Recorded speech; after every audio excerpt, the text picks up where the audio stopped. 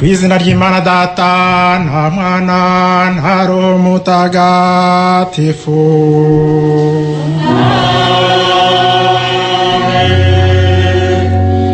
Inema y'Umwami wacu Yezu Kristo, urukundo rw'Imana Data n'ubusabane kuri Roho Mutagatifu bihorane na hamwe.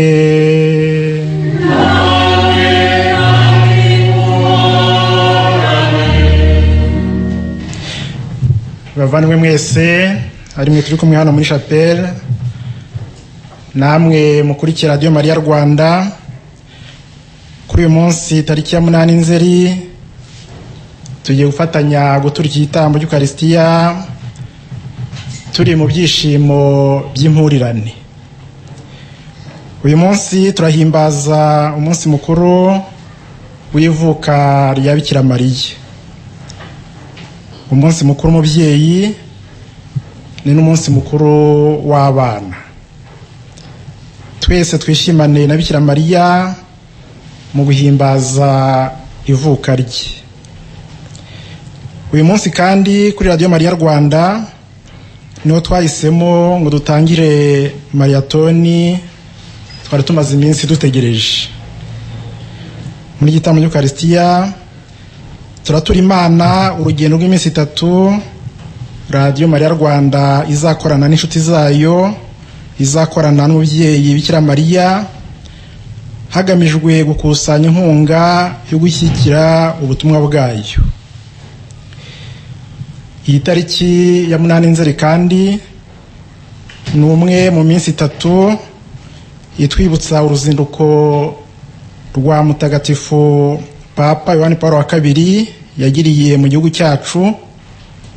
Ubu ngubu hakaba hashize imyaka 30. Kuri iyi tariki ya 8 Nzeri akaba yaratanze ubusaserdoti imbare ya Kabgayi. Mu bapadiri 31 babuhawe icyo gihe harimo nyiricyubahiro Musenyeri Antoine Kambanda, Arkiyepiskopi wacu wa Kigali, na nyiricyubahiro Musenyeri Vincent Harorimana, umwepiskopi wa Ruhengeri. Bombi na bagenzi babo bari kumwe icyo gihe turabifuriza isabukuru nziza kandi turabasabira muri igitambo cy'Ukaristiya. Muri igitambo cya Misa kandi turazirikana tunifatanye n'imiryango n'abavandimwe banyuranye badusabye inkunga y'isengesho. Hari abasabira ababo bitabye Imana, hakaba n'abandi bashimira Imana, n'abafite ibyifuzo binyuranye baturanye Nyagasani. Turifatanya n'abavandimwe bagasinzigwa Ladisirasi na Mukantwari Speciosa basabira gasinzigwa Ladisirasi na Speciosa Mukantwari bitabye Imana. Turifatanya n'umuryango wa Sirimu Celestin basabira umubyeyi wabo Mukamurigo Domitira witabye Imana. Turifatanya n'umuryango wa Butera Ildefonse usabira Beransira Mukagahigi witabye Imana. Turifatanya n'umuryango wa Gakindi Vincent usabira umwana wabo Kamira Umuratu wa Gakindi witabye Imana. Turifatanya n'umukristo usabira Abudoni Ndagijimana witabye Imana. Turifatanya n'umuryango wa Byumvuhore Gerard usabira umwana wabo Claudine wa Mariya witabye Imana. Turifatanya n'umuryango wa Maître Rutagengwa mu Kigasafari usabira Maître Rutagengwa mu Kigasafari witabye Imana. Turifatanya n'umuryango wa Kayitare Jerome usabira Alexis Murekezi witabye Imana, nabo umuryango we bose bazize jenoside yakorewe Abatutsi. Muri igitambo cy'Ukaristiya kandi turifatanya n'umuryango wa Mugenzi Pio na Grace Iraguha bashimira Imana isabukuru y'imyaka 13 bamaze bahanye isakamento yo gushyingirwa, kandi bashimira Imana ibiza byose yabagiriye. Turifatanya na Rwagasore Frederic ushimira Imana isabukuru y'imyaka 3 umwana wabo amaze avutse, kandi akanasabira umufasha we ayishakiye genereuse mu Nyagasani azamuhe kwibaruka neza. Turifatanya n'umuryango w'abakirisitu muri Paroisse ya Kicukiro bashimira Imana impano y'umwana bibarutse uyu munsi, kandi umwana bibarutse bakaba bamutuye Yezu na Bikira Mariya. Turifatanya n'umuryango wa Karekezi Jona n'uw'Amahoro Venansi muri Paroisse ya Rutongo bashimira Imana ibyiza yabagiriye mu myaka 13 bamaze banyisaka mu gushyingirwa, kandi bakanayisaba gukomeza kubarinda no kubarindira umuryango wabo, cyane cyane abana yabahaye. Turifatanya n'umukirisukazi ushimira Imana ibitangaza yamukoreye we n'umuryango we, kandi akanasabira umwana we kugira ngo azagire urugendo ruhire aho agiye gukomeza amasomo mu mahanga. Turifatanya n'umuryango wa Werarisi Hakizimana na Fortune Nzabanita bashimira Imana ibyiza yabagiriye n'impano y'umwana Pancras na Bertride Bungutse. Turifatanya na groupe de prière Ensemble vers Jésus basabira urugo rwa John Semushi na Clementine Umutesi ngo Imana izaruturemo kandi ibabere byose. Turifatanya n'umukirisukazi ushimira Imana ibyiza yamugiriye mu buzima bwe, kandi akanayisaba gukomeza kumuba hafi muri byose, nawe akaguma mu rukundo rwayo. Turifatanya n'umubyeyi usabira abana be Jean Claude Niyongira na Deborah Uwase kugira ngo bazagire urugo ruhire. Bavandimwe, ni mucyo tw'ibyaha byacu kugira ngo dushe kumija muri y'Imana no gutura iki gitambo cy'Ukaristiya dufite umutima usukuye. Nemereye imbere y'Imana ishobora byose nacumuye rwose mu byo natekereje, mu byo navuze, mu byo nakoze, mu byo nirengagije gutunganya, kuko nacumuye rwose. Nicyo gituma ninginga Mariya mutagatifu muri iki giteka n'abamarayika bose n'abatagatifu bose, namwe bavandimwe, umusabire ku Nyagasani Imana yacu.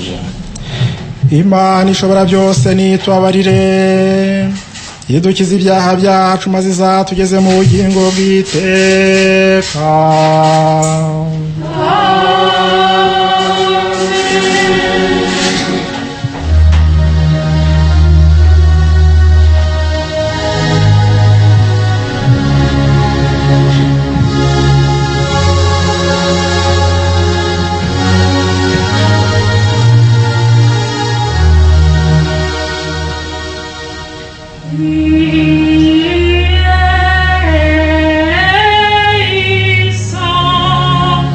Hey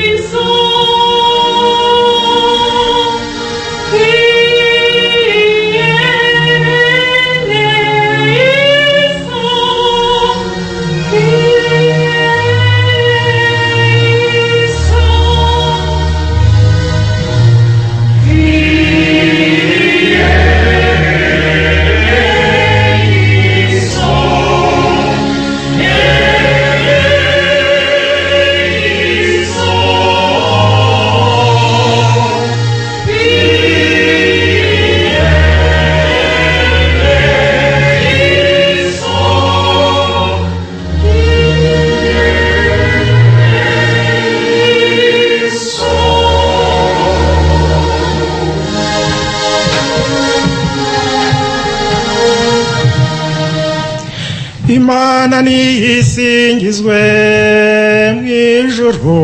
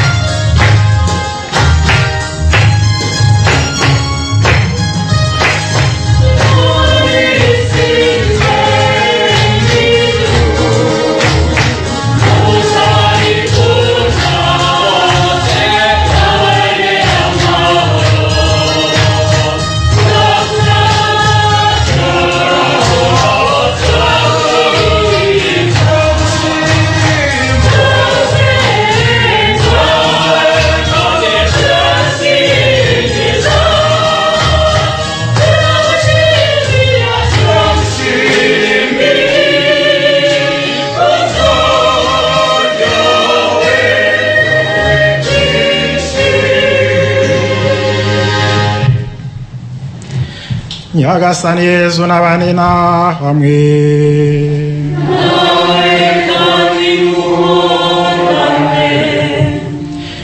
Dusabe.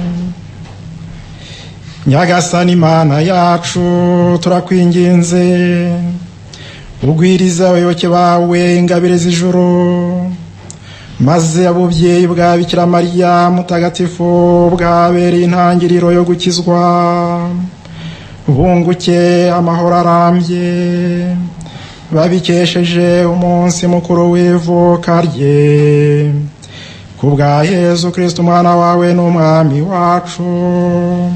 Imana mubana mugatekanwe bwa Roho mutagatifu, uko ibihe bihora bisimburana iteka.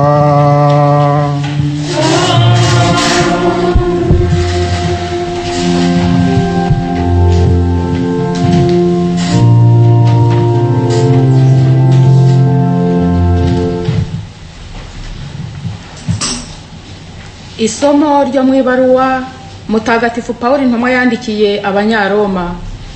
Bavandimwe, tuzi ko byose bihira abakunda Imana, ari bo yihamagariye ku bwende bwayo. Abo yamenye kuva kera yanabageneye guhabwa isura y'umwana wayo ngo abe umuvuka mbere mu bavandimwe benshi. Abo yabigeneye kandi abo ngabo yarabahamagaye. Abo yahamagaye kandi abo ngabo yabahaye kuba intungane. Abo yahaye kuba intungane abo ngabo yanabahaye ikuzo. Iryo ni ijambo ry'Imana. Dushimire Imana. Ndasabagizwa n'ibyishimo mu Mana umwami wanjye. Ndasabagizwa n'ibyishimo mu Mana umwami wanjye. Ndasabagizwa n'ibyishimo muri Uhoraho, umutima wanjye uhimbajwe n'Imana yanjye, kuko yanyambitse umwambaro w'umukiro akansesuraho umwitero w'ubutungane. Ndasabagizwa n'ibyishimo mu Mana yanjye umwami wanjye. Uko ubutaka bumeze imbuto zabwo n'ubusitani bugakuza icyo bwabibwemo, ni nako Uhoraho azameza ubutungane n'ibisingizo imbere y'amahanga yose. Ndasabagizwa n'ibyishimo mu Mana wanjye. Sinzigera ntererana Siyoni, sinzareka guhirikanira Yeruzalemu, kugeza ubwo ubutungane bwayo butangaje nk'icyezezi n'umukiro wayo ukakirana nk'urumuri. Ndasabagizwa n'ibyishimo mu Mana wanjye. Bityo amahanga azabona ubutungane bwawe, abandi bose babone ikuzo ryawe, nuko bazakwite izina rishya rizatangazwa n'Uhoraho. Ndasabagizwa n'ibyishimo mu Mana wanjye. Uzamera nk'ikamba ribengerana mu kiganza cy'Uhoraho, nk'igisigo mu ntoki z'Imana yawe. Ndasabagizwa n'ibyishimo mu Mana wanjye.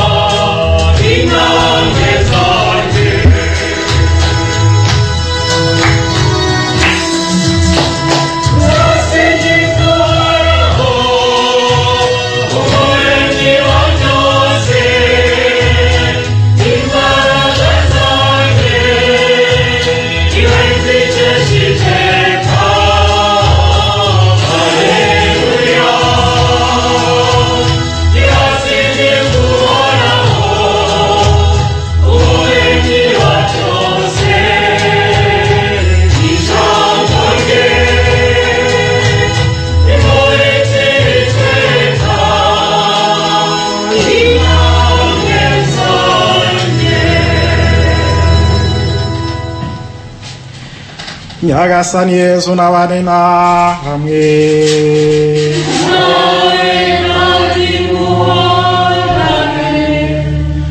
Amagambo y'Ivanjiri ntagatifu nuko yanditswe na Matayo.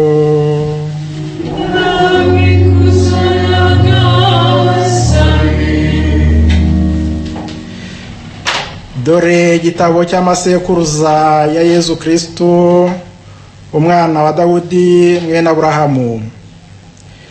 Aburahamu yabyaye Izaki, Izaki abyara Yakobo, Yakobo abyara Yuda n'abavandimwe be, Yuda abyara Faresi na Zara kuri Tamari, Faresi abyara Esironi, Esironi abyara Aramu, Aramu abyara Aminadabu, Aminadabu abyara Nahasoni, Nahasoni abyara Salimoni, Salimoni abyara Bowozi kuri Rahabu, Bowozi abyara Yobedi kuri Ruta, Yobedi abyara Yese, Yese abyara umwami Dawudi, Dawudi abyara Salomoni ku mugore wa Uriya, Salomoni abyara Robowamu, Robowamu abyara Abiya, Abiya abyara Asa,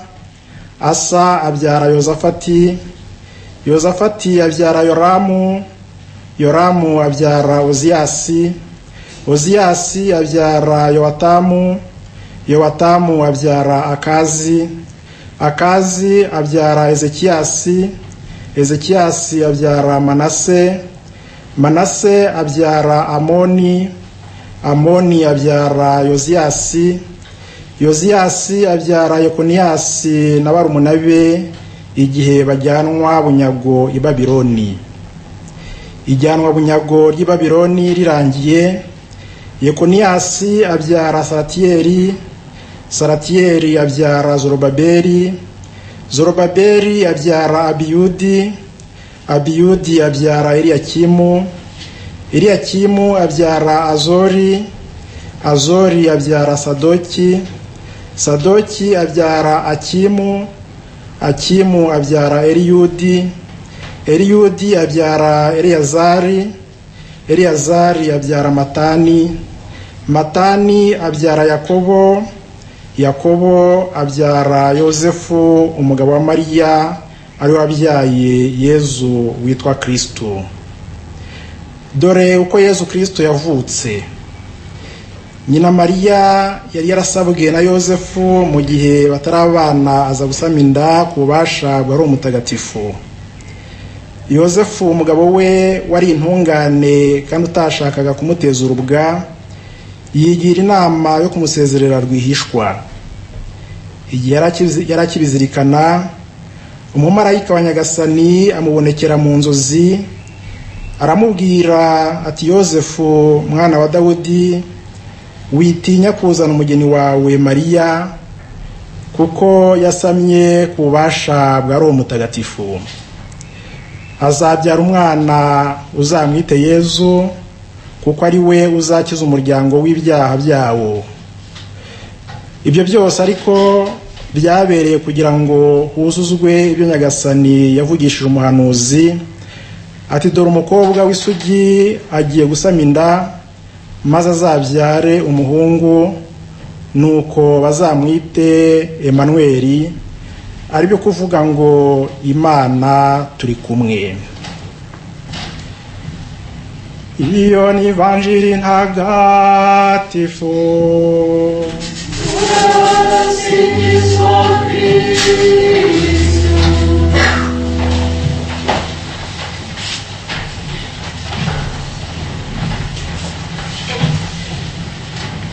Bakristo bavandimwe, Kristo Yezu akuzwe. Nk'uko twavugaga dutangira igitambo cy'Ukaristiya, dufite ibyishimo byo guhimbaza umunsi mukuru w'ivuka rya Bikira Mariya. Guhimbaza ivuka rya Bikira Mariya ni uguhimbaza impano ikomeye Imana yahaye isi muri uwo mubyeyi wabyara isi yose, umucunguzi. Bikira Mariya yagize ubutoni bw'indengakamere ku Mana, nk'uko Marayika Gaburiyeli yamubwiye, igihe amubwiye ati, ndakuramutsa mutoni w'Imana, Nyagasani ari kumwe nawe. Bavandimwe, nk'uko tubizi, mu mugambi wo gukiza abantu, Imana yagennye ko izohereza umwana wayo w'ikinege Yezu Kristo kugira ngo yigire umuntu, maze azatumenyeshe Imana Data kandi azacungure bene muntu abigirishije urupfu n'izuka rye. Kugira ngo umugambi w'Imana ushoboke, Bikira Mariya yagiriwe ubuntu, ahabwa n'Imana kuwugiramo uruhare. Imana yamutoye mu bagore bose kugira ngo azabe umubyeyi w'umwana wayo. Nk'uko twabyumvise mu Ivanjiri mu kanya, Yezu yavukiye mu muryango. Yavukiye mu muryango ufite amateka maremare. twumvise ibisekuruza bye uko byagiye bikurikirana kugera ku babyeyi Imana yamugeneye ari bo Mariya na Yosefu. Mu by'ukuri uriya muryango mugari ugizwe n'ibisekuruza bya Yezu uhagarariye inyoko muntu yose yagize umugisha wo kwakira umwana w'Imana. Umwana w'Imana wigize umuntu nkatwe yabaye umwe muri twe mu muryango w'abantu. Ni Emmanuel, Imana turi kumwe.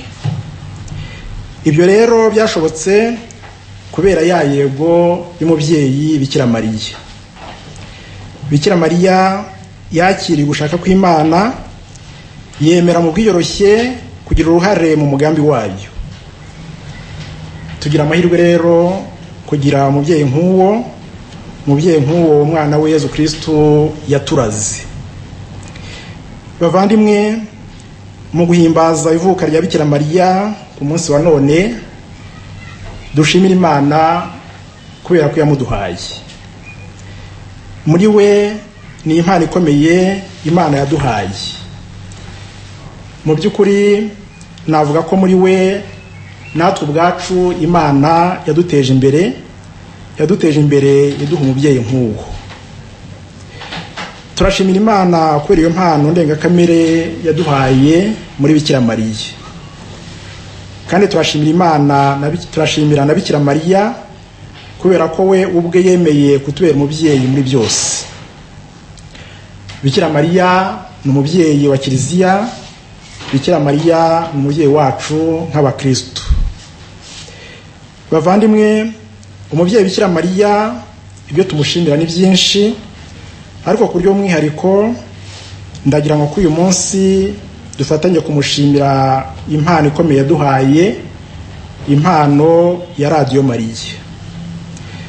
Dukunze kubivuga, iyo urebye uruhare Radiyo Mariya ifite mu iyogezabutumwa, ukareba uruhare Radiyo Mariya ifite mu buzima bwa gikristo bw'abantu b'ingeri zose, usanga ari impano ikomeye.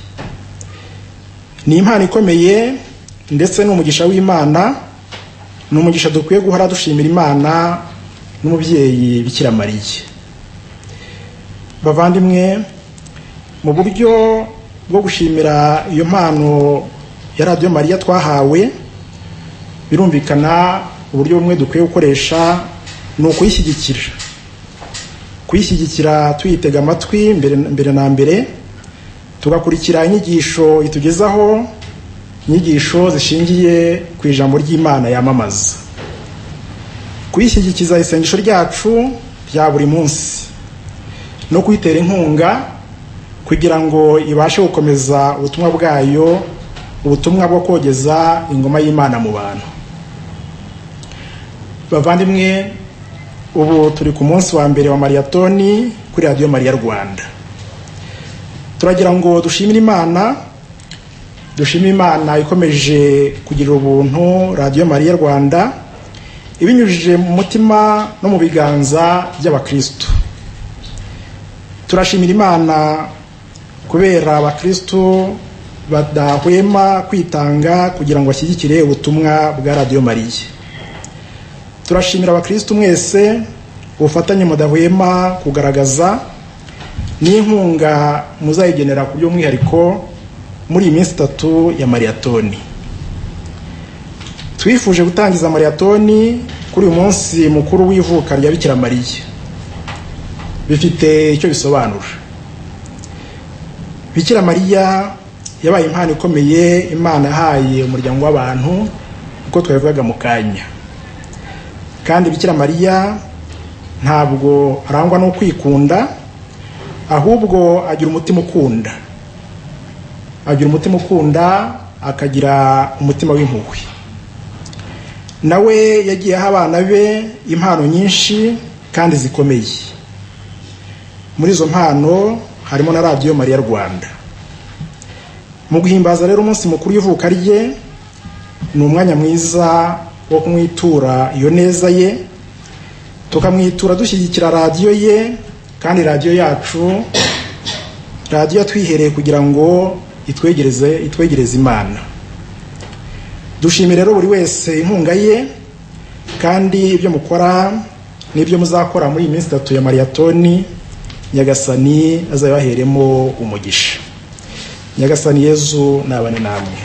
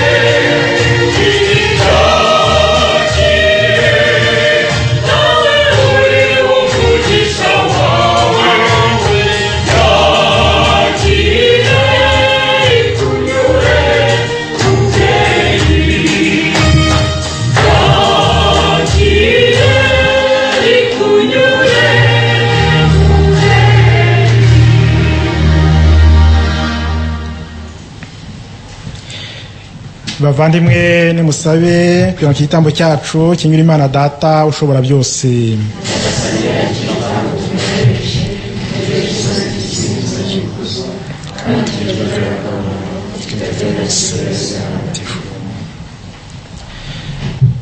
Nyagasani, umwana wawe w'ikinege wigize umuntu nadutabare, maze we wabyawe na Bikira Mariya atabujije uwo mubyeyi kugumana ubusugi, ndetse ari byo akabutagatifuza, nadukize ibicumuro byacu, kugira ngo ituro tuguhereje rikunogere, kubwa Yezu Kristo umwami wacu.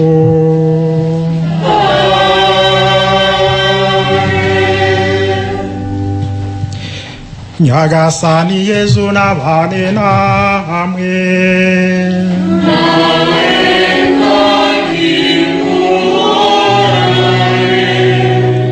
Imitima yanyu nihugukire iby'ijoro.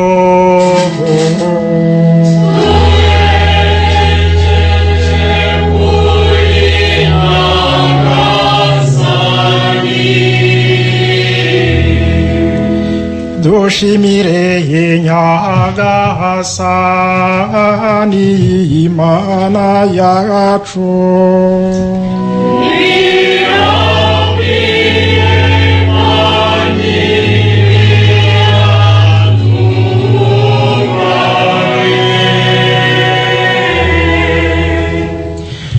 Ni koko birakwiye kandi biratunganye, ni ngombwa kandi birimo agakiza kukurata Nyagasani, kuko uragatangaza mu byo ugirira abatagatifu bose, we bakesha ubutungane n'icyubahiro bibaranga. Cyane cyane ariko kuri uyu munsi twibukaho ivuka ry'umuhire Bikira Mariya, birakwiye rwose kurata ineza yawe dusubira muri ya ndirimbo ye bwite yahimbiwe kugusingiza. Ni koko Nyagasani wagira isi yose ibintu by'agatangaza, maze ukomeza kwisendereza impuhwe zawe uko ibihe bigenda bisimburana. Wabigaragaje cyane ugushimye ubwiyoroshye bw'umuja wawe Mariya, maze ukamutoraho umubyeyi w'umucunguzi wa bene muntu Yezu Kristo umwana wawe n'umwami wacu. Ari we ingabo z'abamarayika zikesha kuramya ubuhangange bwawe, zikaguhora imbere zisabagizwa n'ibyishimo bitageruka. Turakwinginze rero wemere ko amajwi yacu afatanya n'ayabo, maze duhanikire icyarimwe igisingizo cy'izina ryawe tuvuga udahwema tuti: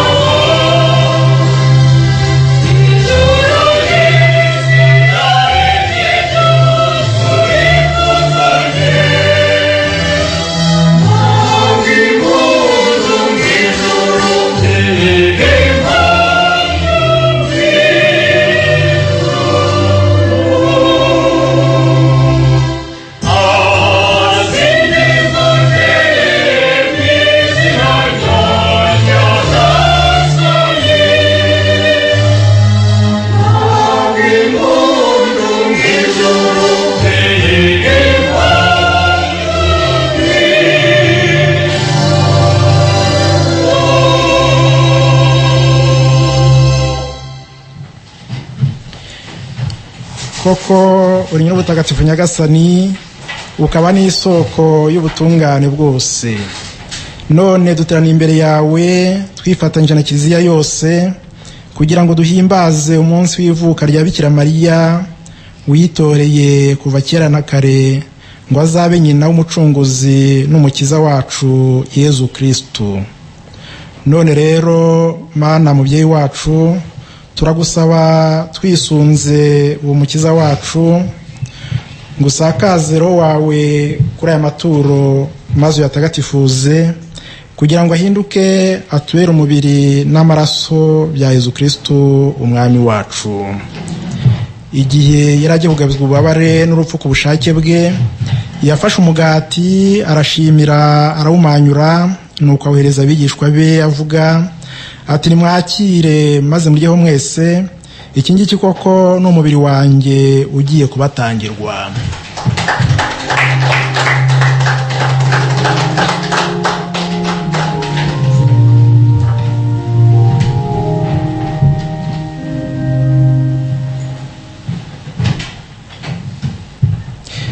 Nk'uko yari amaze kubigenza barangije kurya, afata inkongoro nanone arashimira, nuko ahereza abigishwa be avuga ati: nimwakire maze mweho mwese, iyi ngiyi koko ni inkongoro y'amaraso yanjye y'isezerano rishya kandi rizahoraho iteka, agiye kumenerwa mwebwe n'abandi bose kugira ngo mugirirwe imbabazi z'ibyaha.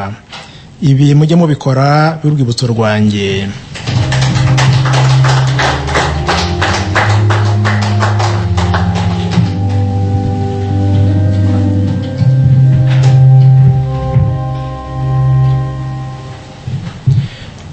Mucunguzi wacu usingizwa.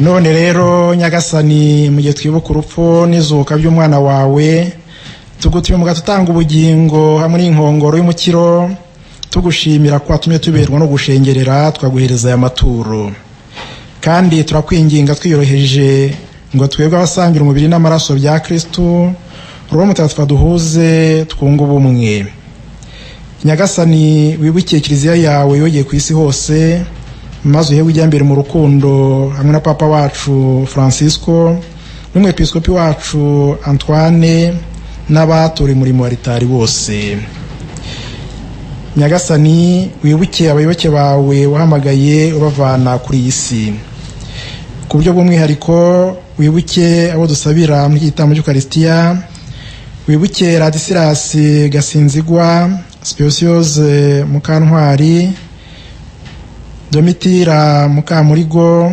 Beransira Mukagahigi Kamila Umuratwa Gakindi Abudoni Ndagijimana Claudine wa Mariya Maître Rutagengwa Mukiga Safari Alexis Murekezi naho umuryango we baze jenoside kimwe n'abandi bose tuzirikana bakwitabye bose ubwo bonze ubumwe n'umwana wawe mu rupfu rumeze nk'urwe ubahe no kumishushanya mu izuka rye wibuke kandi nyagasani n'abandi babyeyi abavandimwe inshuti n'abagira neza bapfuye bafite ubwiza bwo kuzazuka hamwe n'abandi bose bapfuye bafitiye impuhwe maze ubakirire mu rumuri ruguturukaho nyagasani wibuke kandi na roho ziri muri purgatori nyagasani wumve kandi amasengesho yacu tugutura dufatanyije n'abavandimwe bakurikira wumve isengesho rya mugenzi Pio na Grace Iraguha bagushimira isabukuru y'imyaka 13 bamaze bahanye isakamano ryo gushyingirwa kandi bakanagushimira ibiza byose wabagiriye wumve n'isengesho rya Rwagasore Frederic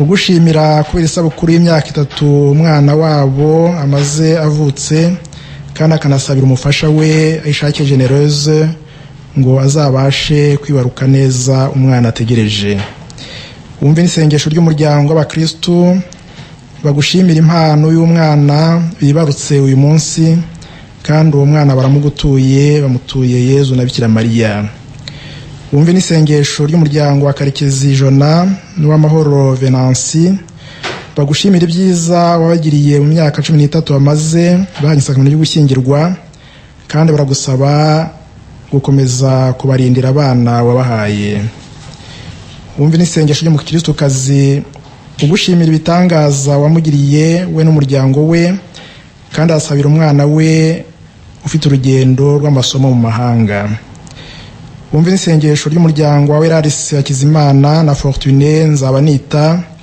bagushimira ibyiza wagiriye n'impano y'umwana Pancras na Bertride bungutse wumve n'isengesho rya groupe de prière ensemble vers Jésus basabira urugo rwa John Semushi na Clementine Umutesi baragusaba kubana nabo mu rugo rwabo no kwabera byose wumve n'isengesho ryo mu Kristokazi ugushimira ibyiza wamugiriye mu buzima bwe kandi aragusaba kumukomereza umugisha ukamuba hafi hanyuma nawe akaguma mu rukundo rwawe wumve n'isengesho ry'umubyeyi usabira abana be Jean Claude Niyongira na Deborah Uwase arabasabira kuzagira urugo ruhire natwe twese turakwinginze ngo tugirire impuhwe maze tuzashobore kugira umwanya mu bugingo bw'iteka hamwe na Bikira Mariya umubyeyi w'Imana Yosefu mutagatifu intumwa zawe ntagatifu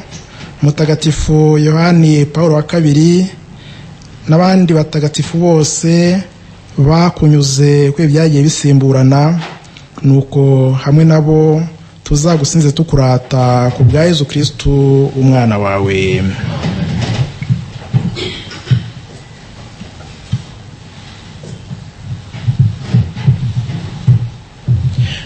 dawe Mana ishobora byose icyubahiro cyose n'ikuzo ryose ubishyikirizwa na Kristo ukabihabwa hamwe nawe ukabiheyerwa muri we mu bumwe bwa Roho Mutagatifu uko ibihe bihora bisimburana iteka.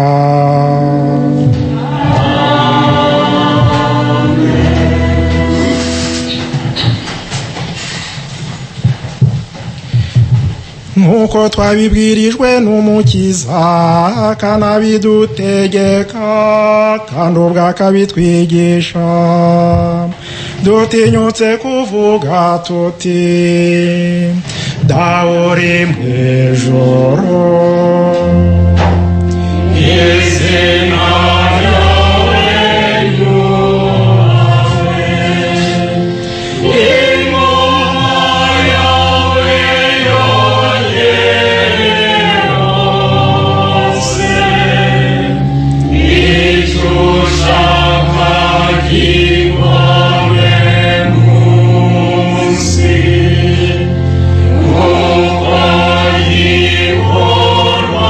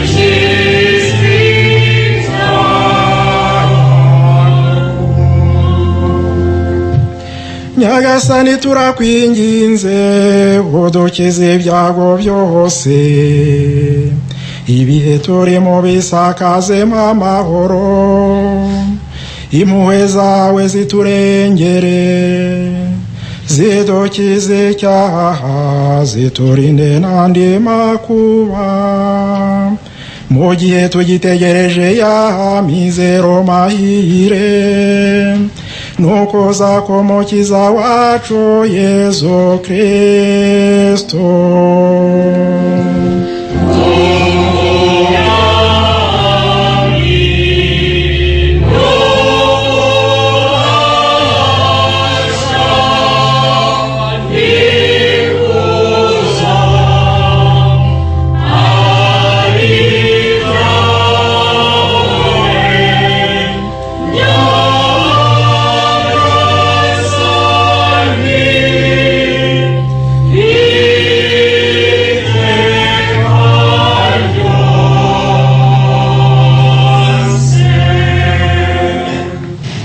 Nyagasani Yezu Kristu, wowe wabwiye intumwa zawe uti mbasigiye amahoro, mbahaye amahoro yanjye, ntiwite ku byaha byacu, ahubwo wite ku kwemera kwa Kiliziya yawe, maze ku bushake bwawe uyiha amahoro kandi uyibumbire mu bumwe, wowe ubaha ugategeka iteye karyose.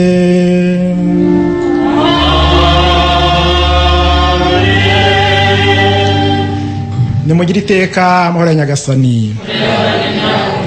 Mu mutima wacu twifuzanya amahoro, twifuza amahoro abantu bose, twifuriza amahoro igihugu cyacu n'isi yose.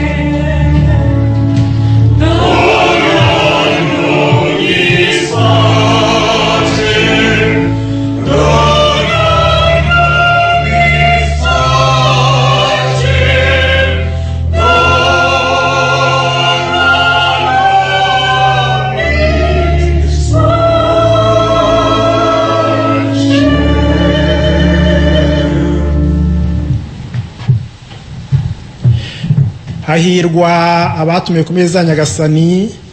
Dore ntama w'Imana, dore ukiza ibyaha by'abantu. Nyagasani, sinkwiye kwakwinjira mu mutima wanjye, ariko uvuga ijambo rimwe gusa unubukira. Umubiri n'amaraso bya Yesu Kristo bitubesheho, bizatugeze mu bugingo bw'iteka. Yesu Kristo kandi nataye mu mitima no mu miryango y'abatuye igitambo cy'Ukaristiya kuri radiyo.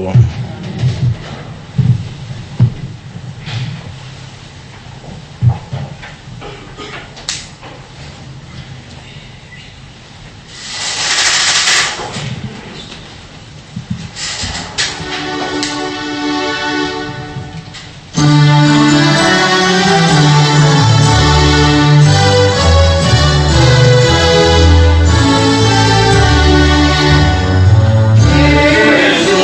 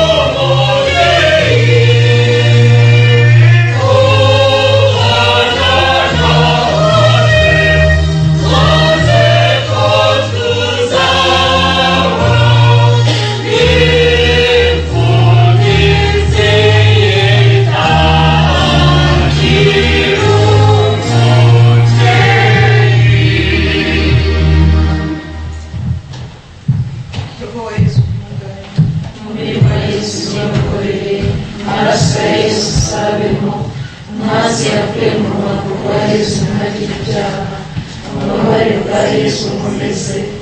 Yesu nyiribanga unyiteho, unyishe mu bikomere byawe, ntuzareke ntandukana nawe.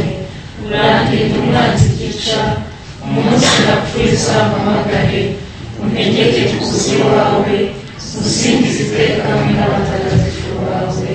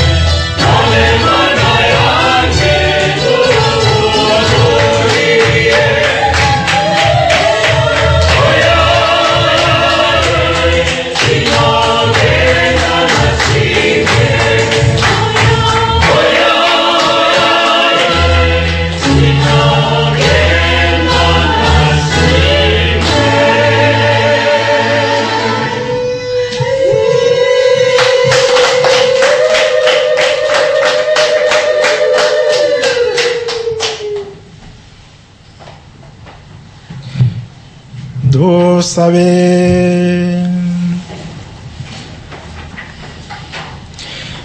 Nyagasani Imana yacu, Kiliziya yawe umaze gufungurira Ukaristiya ntagatifu n'isabagizwe n'ibyishimo, inezejwe n'ivuka rya Bikira Mariya mutagatifu wabereye isi yose amizero n'intangiriro y'ugukizwa kubwa Yesu Kristo umwami wacu.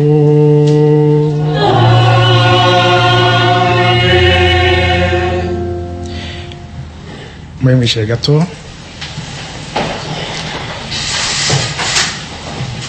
Bakristo bavandimwe, harimwe turi kumwe na muri chapelle Radiyo Mariya Rwanda, namwe mwese twafatanyije iki gitambo cy'Ukaristiya aho muri hose, twafatanyije igitambo cy'Ukaristiya tuhujwe na Radiyo Mariya Rwanda.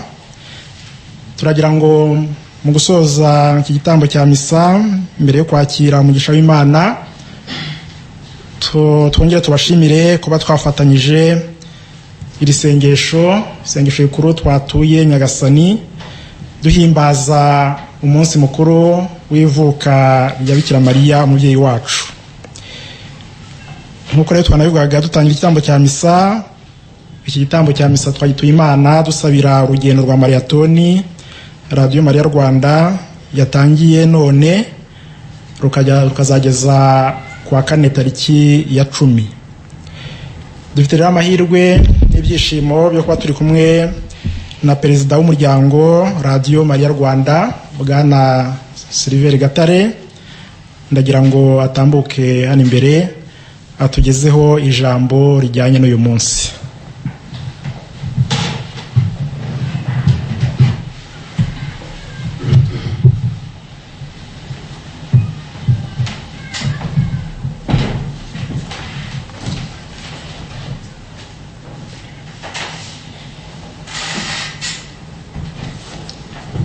Murakoze Padre kumpa aka kanya ko kugira ngo tuganireho akanya gato.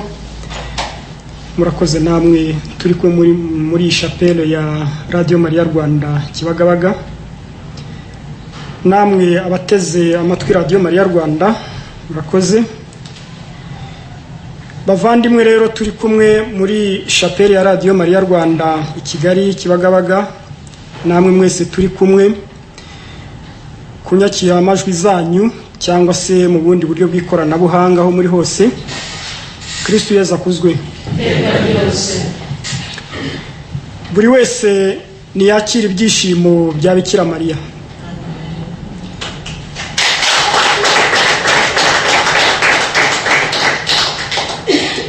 Ndagira ngo mwese mufashe dushimire Imana yo yaduhurije muri Radiyo Mariya Rwanda, ikongera kuduhuriza muri chapelle kuri uyu munsi no kwijwi rya Bikira Mariya ridukurikirana aho turi hose. Mu makanya nongere mbashimire inkunga zitandukanye mudahwema gutera Radiyo Mariya Rwanda kugira ngo ibashe gukomeza kwamamaza ubutumwa, kugira ngo ibashe gukomeza kwamamaza inkuru nziza ya Yesu Kristo, kugira ngo ibashe gukomeza kwamamaza ijambo ry'Imana by'umwihariko mu kwezi k'ubufatanye, mu kwezi kwa Kanama dushoje muri iyi minsi. Nagira ngo mbibutse igikorwa cya mariyatoni ya 10 mufitemo uruhare rukomeye cyane twatangiye kuri uyu wa 2 tariki ya 8 Nzeri 2020, umunsi w'ibyishimo by'ivuka ry'umubyeyi wacu Bikira Mariya. Reka mbibutse ko mariyatoni ari urugendo ruhuza abana b'Imana, ari urugendo ruhuza abana ba Bikira Mariya, ari urugendo ruhuza inshuti za Yesu Kristo, ari urugendo ruhuza abaterankunga ba Radiyo Mariya. Twese turangajwe imbere n'uwo mubyeyi mu gushyigikira radiyo yacu, tuyifasha kwamamaza ijambo ry'Imana. Igikorwa nyirizina cya mariyatoni ya 10 cyatangiye kuri uyu wa 2 tariki ya 8 Nzeri saa 6 z'ijoro. Tuzagikomeza ejo kuwa 3 tariki ya 9, dusoze kuwa 4 tariki ya 10 saa 6 z'ijoro. Cyatangiye neza. Ababishoboye mwakurikiye mwumvise ukuntu byari bishyushye guhera saa sita z'ijoro ndetse na mbere yaho na nyuma yaho kugeza none. Reka nshimire abahatubereye, mukomeze mu byishimo bya Bikira Mariya. Kubera icyorezo cya COVID-19 cyaduteye mu buryo budasanzwe gitunguranye, iyi mariyatoni ya 10 nayo irimo gukorwa mu buryo budasanzwe ariko bwo ntibutunguranye, kuko twabyiteguye guhera mu kwezi kwa kabiri, guhera Gashyantare gahunda yari ihari. Benshi muri mwe bari hano, benshi mu bakurikiye Radiyo Mariya Rwanda bakomeje kwibaza bati ese mariyatoni izaba, ese mariyatoni ntizaba. Ariko muri aka kanya turabizi twese ko mariyatoni ya 10 yatangiye kwibandanisha. Tumaze iminsi tubibabwira, umuhigo wa mariyatoni ya 10 ni 1,66 n'ibihumbi 21 n'amafaranga 255 y'u Rwanda. Aya mafaranga zifashishwa mu kwishyura ibirarane by'iminara ya Radiyo Mariya Rwanda ivugiraho. Nk'uko nigeze kubikomozaho, kubageraho mwese ari abari hano ndetse ari n'abatwumva badukurikiye kuri Radiyo Mariya Rwanda imbona nkubone ntabwo bishoboka. Muri rwa rwego rwo gukusanya inkunga yagenewe Radiyo Mariya Rwanda, ikaba ariyo mpamvu mboneyeho kongera kubasaba gukoresha uburyo bw'ikoranabuhanga rya telefone ndetse n'amabanki atandukanye. Muri ubwo buryo mwohereza inkunga zanyu kuri Radiyo Mariya Rwanda nk'uko bamwe batangiye kubikora. Hari n'udusanduku twa Radiyo Mariya Rwanda turi ahemewe kandi turi ahafite umutekano. Utwo dusanduku mwadukoresha mu gutera inkunga Radiyo Mariya Rwanda, radiyo yanyu, tukabizeza ko iyo nkunga izatugeraho neza mu buryo bwiza, mu buryo bworoshye.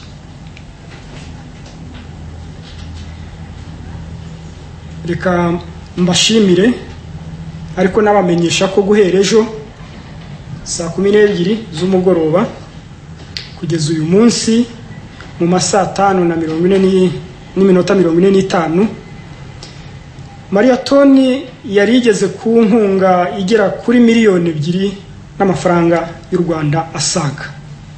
Murumva ko yansanganya amatsiko yacu yo gushyikiriza buri wese ibyishimo bya Bikira Mariya imeze neza, ibandanije neza. Nagira ngo by'umwihariko buri wese nse n'umuha umukoro kuri iyi nsanganyamatsiko. Shyikiriza buri wese ibyishimo bya Bikira Mariya.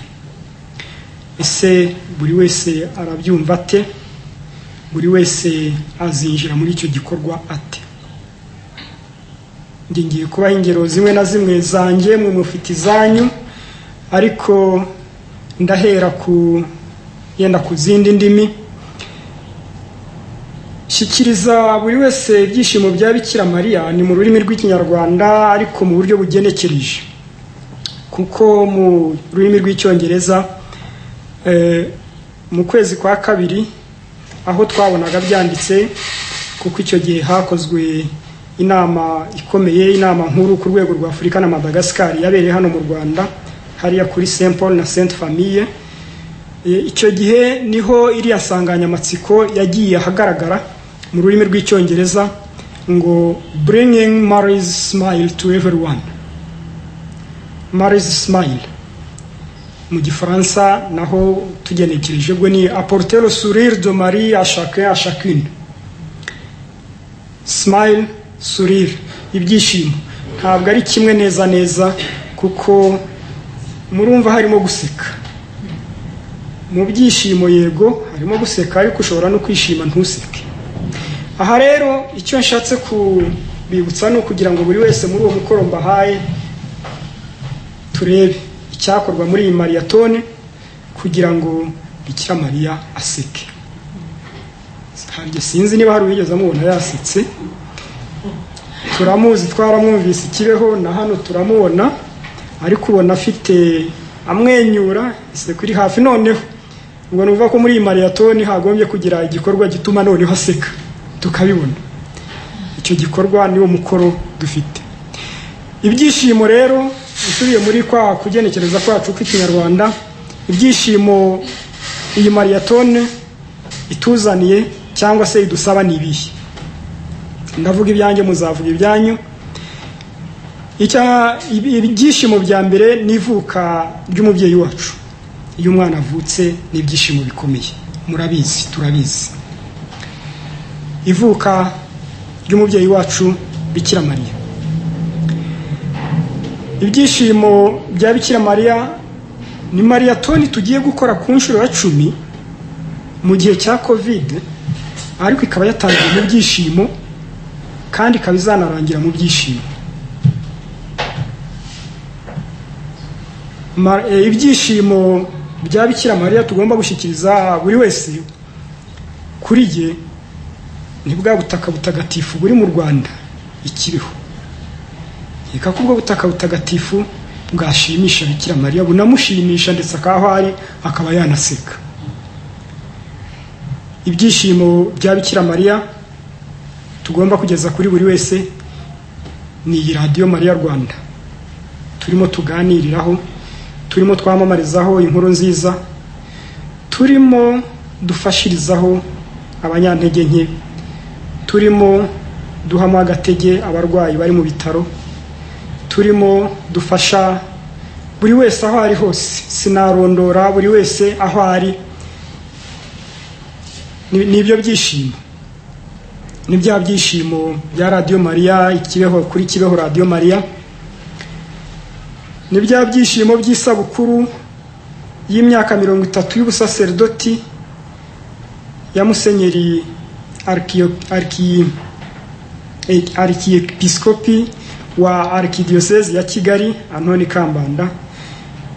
Ni bya byishimo by'isabukuru y'imyaka 30 y'ubusaserdoti ya Nyiricyubahiro Musenyeri Vincent Harorimana, umwepiskopi wa Diocese ya Ruhengeri. Ibyishimo bya Bikira Mariya ni bwa buhamya mwebwe turi kumwe dutanga, ni bwa buhamya abadukurikiye, abakurikiye Radiyo Mariya Rwanda batanga aho bari hose. Ni bya bikorwa byacu, ni bya bikorwa byawe, kuko hano insanganyamatsiko iravuga ngo nishyikiriza buri wese ibyishimo bya Bikira Mariya. Ni buri wese, buri umwe ukwe, ntabwo ari twese icyarimwe, nabyo birashoboka. Aha rero niho buri wese yakwibaza nanone atese bya byishimo ninjye ugomba kugenda mbijyanye cyangwa se nanjye nshobora kubyakira. Nkeka ko biri mu nzira zombi. Hari ibyo byishimo dushobora kugeza kuri buri wese, ariko hari na bya byishimo twebwe buri wese ashobora kwakira abihawe n'undi mugenzi wawe. Urugero rworoshye cyane mu buzima busanzwe, ntimushakire kureba ibyishimo, ntabwo wakora gahunda y'ibyishimo. Birizana ubwabyo biturutse kuko ubayeho mu gihe runaka. Murabizi iyi modoka ya Radiyo Mariya Rwanda inyuze Nyabugogo, benshi aho ihise hose Radiyo Mariya, Radiyo Mariya, Radiyo Mariya. Murabizi abagana hariya. Muri no minsi nanyuze Nyabugogo nambaye uno mupira mwese benshi mwambaye, uriho ishusho ya Bikira Mariya, inyuma handitse Radiyo Mariya Rwanda. Abantu basa n'abampagarika bati ese ukora muri Radiyo Mariya? Ntiyego. Batese niwe munyamakuru witwa nde? Ubwahari bagira ngo mbabwire ko ari Manase, mbabwira ko ntari umunyamakuru. Bati none se niwe Padiri Kagabo Vincent? ndumva byabasekeje. Iyo ni ya smile, Marie's smile, ni ya sourire de Marie, ni bya byishimo bya Bikira Mariya. Ni ukuvuga ko umuntu ushobora kumusetsa ukamuha ibyishimo bidateguye, bitari muri gahunda. Ndababwira nti nta nubwo ndi Padiri Viseni Kagabo. Murumva ko Padiri Viseni Kagabo baramuzi, n'abanyamakuru barabazi. Ubwo ibyishimo bari bafite ni ukumenya noneho uwo ubari kumwe niba ari padiri cyangwa se niba ari umunyamakuru runaka. Mwumva ibyo byishimo. Ubwo mwaba mwibaza mutese wabahaye ikihe gisubizo ko wabahakaniye ko utari umunyamakuru ukanabahakanira ko utari Padiri Viseni Kagabo? Noneho urinde. Nakoze ibishoboka byose, turakomeza turaganira. Noneho ndababwira nti mwumvise ijwi ryanjye, nti muri iyi minsi muzakomeze mukurikire, muzumva ijwi ryanjye, noneho muzamenya uwo ndiwe. Hanyuma nzaza kubasura nyuma yaho. Nzaho bari ejo cyangwa ejo bundi zagenda mbasuhuze. Noneho ntabwo bazirwa bambaza. Bazirwa bambaza batese uruhe munyamakuru cyangwa batese uri Padiri Kagabo. Ngizo ingero zimwe na zimwe z'ibyishimo tugomba gushyikiriza buri wese, ibyishimo bya Bikira Mariya, ariko tutagomba kugenda tuvuze ngo tubitwaye mu ntoki, ahubwo ari ibyishimo biva kuri bwa buhamya bwacu, bya bikorwa byacu, biva kuri ya Radiyo Mariya Rwanda muri studio. Urumva ko mwese barabazi, bakeneye kubabona. Hari n'abavuga, njya mbumva bavuga ngo muzadusure. Umuntu ukubiye ngo uzamusure n'ibyishimo aba afite muri we. Reka ndangize nongera kubifuriza kugira mariyatoni nziza ya 10 y'ibyishimo gusa, y'ibyishimo byinshi. Nongera kubibutsa ko ibyishimo ibyatuma Bikira Mariya aho ari aseka akishima nuko Radiyo Mariya Rwanda ikomeza kuvuga kandi ikavuga neza, ikagera kuri buri wese, igashimisha buri wese, nawe aho ari ikamushimisha. Noneho ntibibe mu ruhande rumwe gusa, bikaba mu mpande zombi. Ibyo byishimo bibagereho ariko natwe bitugereho. Reka mbonereho gushimira abakozi ba Radiyo Mariya Rwanda mwese. Mbonereho no kubashimira mwebwe abaririmbye muri iki gitambo cya misa. Mwaririmbye neza kuri nge, ku bandi simbiza, ariko kuri nge mwaririmbye neza, ndabashimira. Mwakoze cyane. Bikira Mariya nyina wa Jambo, udusabire, mugira amahoro y'Imana. Murakoze.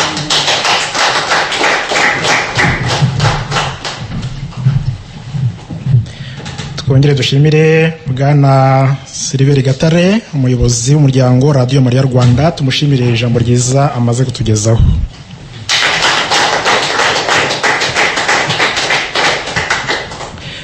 Nimuhaguruke twakire umugisha w'Imana. Nyagasani Yezu nabane na hamwe.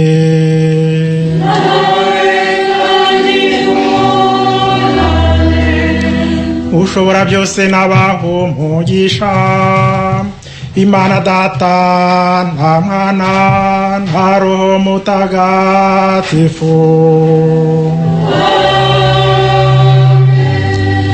Nimujyana amahoro n'ibyishimo bya Kristo.